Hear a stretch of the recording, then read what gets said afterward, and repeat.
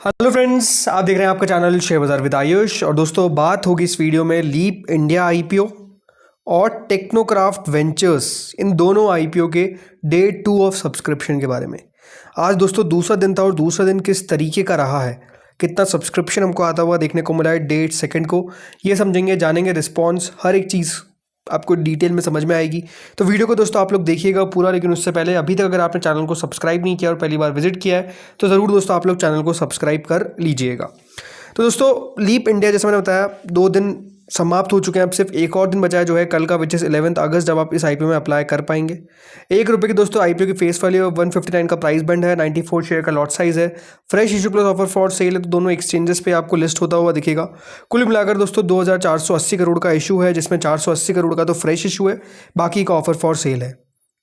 देखिए, आज के सब्सक्रिप्शन को समझने से पहले समझते हैं कि फर्स्ट डे कितना सब्सक्राइब हुआ था, देन ही हम देखिए कंपेयर कर पाएंगे। तो देखिए, पहले दिन 64% आईपीओ सब्सक्राइब हुआ था क्यूआईबीज के द्वारा, 12% सब्सक्राइब हुआ था एचएनआईज के द्वारा, 14% सब्सक्राइब हुआ था रिटेल के द्वारा। तो एम्प्लॉयज़ ने 1.13 टाइम सब्सक्राइब किया था। टोटल मिलाकर ये आईपीओ एक दिन के अंदर दोस्तों 28% सब्सक्राइब होने में कामयाब हुआ था। यानी पहले दिन के अंदर आप कह सकते हैं कि जो रिस्पॉन्स आया था वो 28% तक आपको आता हुआ दिखा, लेकिन आज उसके सामने कितना सब्सक्राइब हुआ है ये अब आप देखिए। देखिए, सेकंड डे क्यूआईबी का पैसा आपको आता हुआ देखने को नहीं मिला, यानी जितना फर्स्ट डे था उतना ही रहा, सिमिलर रहा। यहाँ पर कोई भी आप कह सकते हैं चेंज जो है वो आपको देखने को नहीं मिला है। तो फर्स्ट डे से सेकंड डे में आपको कोई बदलाव आता हुआ देखने को नहीं मिला है क्यूआईबी के अंदर। जितना पैसा अप्लाई किया था 318 करोड़, सेम टू सेम उतना ही है। एचएनआई कैटेगरी के द्वारा दोस्तों 53% तक जरूर सब्सक्रिप्शन अब पहुंचता हुआ दिख रहा है, जिसमें big HNI category 43%, small HNI category 72%। Total मिलाकर अभी तक 196 करोड़ रुपीज़ हमको आता हुआ दिखा है। 107 करोड़ रुपए बिग एचएनआई की तरफ से और 88 करोड़ रुपीज़ स्मॉल एचएनआई की तरफ से हमको आता हुआ नजर आया है 2 दिनों के अंदर।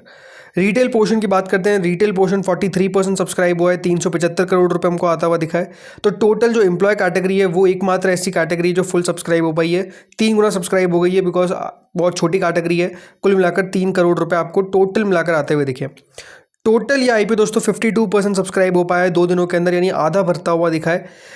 टोटल 895 करोड़ रुपीज़ आए। तो अगर कंपेयर करते हैं फर्स्ट डे को सेकंड डे से, तो आप ये कह सकते हैं कि सेकंड डे जो है वो दोस्तों कम आपको पैसा आता हुआ दिखा है जितना पहले दिन आया था। यानी फर्स्ट डे के मुकाबले सेकंड डे में आप कह सकते हैं रिस्पॉन्स जो है वो आपको लो देखने को मिला है। अगर मैं ये कहता हूँ तो बात बिल्कुल भी गलत नहीं होगी।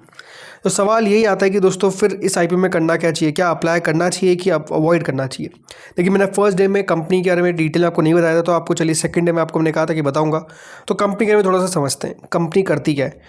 तो दोस्तों लीप इंडिया, राइट, ये दोस्तों कंपनी जो है वो एक बेसिकली जो पैलेट सिस्टम होता है वो चलाती है। मतलब कंपनी 13 साल पुरानी कंपनी है, मुंबई बेस्ड कंपनी है, और कंपनी जो है वो on demand share and reuse assets का बिजनेस करती है फॉर सप्लाई चेन मैनेजमेंट। अब मान लीजिए आपको अपना कोई प्रोडक्ट है जिसको बेसिकली शिफ्ट करना है। अब होता क्या है दोस्तों, बहुत सारे जो प्रोडक्ट्स होते हैं वो ऐसा नहीं है कि आप हाथों से उसको कह सकते हैं हटा सकते हैं।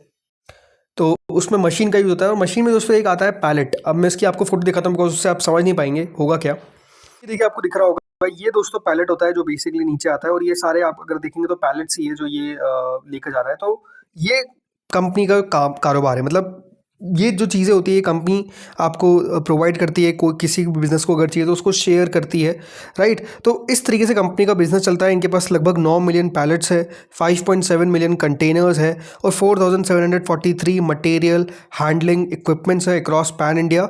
इनका जो नेटवर्क है वो लगभग 10,100 कस्टमर्स का आपको देखने को मिल जाता है। मतलब इतने कस्टमर टच पॉइंट्स है कंपनी के पास, जो कंपनी बताती है।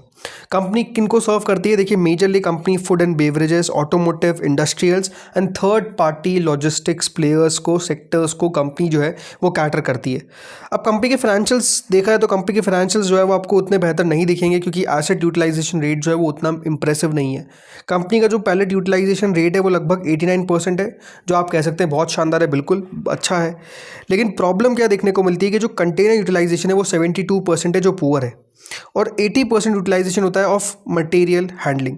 तो ये सब चीज़ें जो है वो आप कह सकते हैं उतनी ज़्यादा नहीं दिखती है। इसके अलावा दोस्तों कंपनी का EBITDA मार्जिन भी आपको कॉन्ट्रैक्ट होता हुआ देखने को मिला है, 440 basis point YOY in FY26 to 46.3%। तो वो भी नज़र आता है कि हाँ, कंपनी का यहाँ पर भी आपको कमी देखने को मिल रही है। फिनेंशियल्स जो है वो उतना आपको ग्रो करते हुए देखने को नहीं मिल पा रहे हैं। कंपनी का रिटर्न ऑन इक्विटी कह सकते हैं काफ़ी लोअर है, लगभग 6.5% का। तो ये ऐसे पॉइंट्स है जिस पे कंपनी को बहुत ज़्यादा काम करने की ज़रूरत है। कंपनी का रिटर्न ऑन इक्विटी राइट वो इतना लो है कि 6.5% का मतलब क्या है कि मतलब आप बेसिकली जो फिक्स डिपॉजिट इंटरेस्ट रेट है उससे फाइट कर रहे हैं राइट। तो वो नहीं चल सकता है। तो वहाँ पे कंपनी जिसमें मैंने कहा बहुत ज़्यादा इंपॉर्टेंट है कि ये अभी तक जो बिजनेस मॉडल है वो उतना प्रूवन नहीं है, मतलब उतना ज़्यादा दोस्तों क्या ग्रो कर पाएगा ये अपने आप में एक सवाल है। मैंने पहले भी आपको बताया था कि देखिए इंडिया जो है वो इस पूरे पैलेट के अंदर अंडर पेनिट्रेटेड ही है, मतलब ऐसा नहीं कि बहुत ज़्यादा यूज़ होता है, जितना बाकी डेवलप देशों में होता है उतना अभी यहाँ पे नहीं हो पाता है। बट स्टिल जो कंपनी है वो कितना ग्रो कर पाएगी, बिकॉज एक बात समझिए कि एक तरीके की मोनोपोली प्लेयर है ये राइट। इनका कोई आपको कोई कॉम्पिटिटर देखने को नहीं मिलता है राइट। तो कॉम्पिटिटर देखने को नहीं मिलता है इसका मतलब ये कि बिजनेस ही अपने आप में टफ टू क्रैक है। और जो इनका एक ग्लोबल पीयर है जो भी ऑस्ट्रेलिया का है राइट, उसका जो इंडिया यूनिट था उसको इन्होंने खुद ने एक्वायर कर लिया। तो आप समझिए कि देखिए ज़्यादा इस इंडस्ट्री के अंदर कंपनीज बनी नहीं है, तो इसको कंपेयर किससे किया जा सकता है ये भी अपने आप में एक सवाल है। तो फिर करना क्या है, देखिए कल वेट एंड वॉच करेंगे हम। QIB का जो डेटा आएगा 2:30 या फिर 3 बजे तक जो भी वीडियो है फाइनल डिसीजन का वो अपलोड हो जाएगा, ताकि आपको बेसिकली पता चल सके कि QIB आखिर इस IPO में करना क्या चाह रहे हैं। कंपनी की एंकर बुक बहुत सॉलिड निकल कर आई थी, बहुत FIs का पैसा आता हुआ दिखा है। तो क्या कल FIs इस IPO में पैसा लगाते हैं, ये अपने आप में एक देखने वाली बात रहेगी। क्योंकि इतने सारे IPO दोस्तों खुले हुए हैं तो नो डाउट आपको सोच समझ के पैसा लगाना है, ये बहुत ज़रूरी है। तो इसलिए कल वाला वीडियो बहुत महत्वपूर्ण रहेगा। चलिए बाकी इसकी जो GMP है वो लगभग दोस्तों 12 रुपये के आसपास चलती हुई देखने को मिल रही है। तो GMP में भी आपको फॉल देखने को मिल रहा है। कितनी GMP 7.5% है, तो GMP में अभी अगर आप देखेंगे गिरावट देखने को मिल रही है। चलिए अब आते हैं अगले IPO पे। अगला IPO दोस्तों कौन सा है, टेक्नोक्राफ्ट वेंचर्स। IPO का आज का दूसरा दिन था, ये भी आपको कल क्लोज होता हुआ दिखेगा। 10 रुपये की इसकी फेस वैल्यू है, 212 का प्राइस बैंड है, 70 शेयर का लॉट साइज है, fresh issue plus offer for sale है। तो दोनों एक्सचेंजेस पे लिस्ट होगा। कुल मिलाकर 250 करोड़ के आसपास का दोस्तों ये इशू है। यहाँ पे दोस्तों फर्स्ट डे का सब्सक्रिप्शन देखिए, पहले दिन के अंदर जो QIB कैटेगरी थी वो इस IPO को सब्सक्राइब करने में कामयाब हुई थी बाय 4.47 टाइम्स। HNI कैटेगरी ने सब्सक्राइब कर दिया था 3.8 टाइम्स। रिटेल ने सब्सक्राइब किया था 1 गुना, टोटल 2.5 गुना 2.59 टाइम्स। यह IPO दोस्तों सब्सक्राइब होता हुआ देखने को मिला था विद इन फर्स्ट डे। यानी पहले दिन के अंदर जो रिस्पॉन्स आया था वो आप कह सकते हैं दोस्तों बढ़िया था। पहले दिन के अंदर 2.5 गुना सब्सक्राइब हो गया था, तो 2.5 गुना कम नहीं होता है। बट हाँ ये बात ध्यान रखिए कि IPO का साइज स्मॉल था, तो वो भी एक फैक्टर था जिसको हमको ध्यान में रखना पड़ेगा। लेकिन आज सेकंड डे क्या हुआ ये अब देखिए। तो सेकंड डे के अंदर दोस्तों जो QIB कैटेगरी है उनकी तरफ से आप समझ सकते हैं कि ज़्यादा पैसा आपको आता हुआ देखने को नहीं मिला। सिमिलर जो लीप के साथ हुआ कि पहले दिन जितना पैसा आया सेकंड डे आप कह सकते हैं कोई खास पैसा आपको आता हुआ देखने को नहीं मिला है। ना लीप इंडिया में पैसा आया, ना टेक्नोक्राफ्ट के अंदर आपको पैसा आता हुआ देखने को मिला है। लगभग 226 करोड़ रुपए अभी तक QIB ने लगा दिए। हाँ ये है कि यहाँ पर QIB ने पहले दिन ही बहुत सब्सक्राइब कर दिया था। और हमेशा आपको मैं एक ही बात कहता हूँ कि फर्स्ट सेकंड डे QIB का पैसा ना भी आए तो कोई बहुत ज़्यादा चिंता करने वाली बात नहीं है। लास्ट डे क्या करते हैं QIB वो ज़्यादा मैटर करता है। HNI कैटेगरी की तरफ से 6.48 टाइम इस IPO को सब्सक्राइब कर दिया गया, यानी HNI की तरफ से तो पैसा आया है टोटल मिलाकर 244 करोड़ रुपए। बिग HNI के द्वारा 6.21 टाइम्स, स्मॉल HNI के द्वारा 7.02 टाइम्स। रिटेल पोर्शन दोस्तों 4.13 टाइम तक सब्सक्राइब हुआ है, 363 करोड़ रुपीस हमको आते हुए दिखे। तो टोटल 4.74 टाइम्स यानी कंपनी को 835 करोड़ रुपए अभी तक मिलते हुए दिखे। देखो इतने सारे IPO जैसा मैंने आपको बताया कि आते हुए नजर आ रहे हैं, इसलिए दोस्तों इस IPO को 835 करोड़ रुपए मिले। अगर ये IPO इकलौता ओपन रहता या फिर इसके साथ साथ आपको एक और IPO भी ओपन होता हुआ दिखता तो अभी इस IPO में 1500 से 2000 करोड़ रुपए आसानी से आ जाते। बट क्यों नहीं आए, रीज़न सिंपल है, बिकॉज देखिए सब लोग सोच रहे हैं कि कौन सी कंपनी में पैसा लगाए ताकि अलॉटमेंट भी बने, पैसा ही बन सकता है। तो वो एक मैटर करता है। बट यहाँ पर भी दोस्तों जो हम सब्सक्रिप्शन है 2:30 पे कल फाइनल डिसीजन पे वीडियो लाएंगे, दोनों को कवर करेंगे एक साथ एक ही वीडियो के अंदर। तो वो वीडियो बिल्कुल भी आप लोग मिस आउट मत करिएगा। इस वीडियो में इतना ही था, होपफुली आपको वीडियो बढ़िया लगा होगा।